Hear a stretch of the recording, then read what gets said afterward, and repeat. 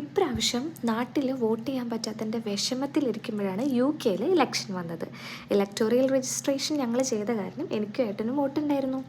അങ്ങനെ ഏട്ടൻ ഡ്യൂട്ടി കഴിഞ്ഞ് വന്ന സമയത്ത് ഞങ്ങൾ 3 പേരും കൂടിയിട്ട് വോട്ട് ചെയ്യാൻ പോയി.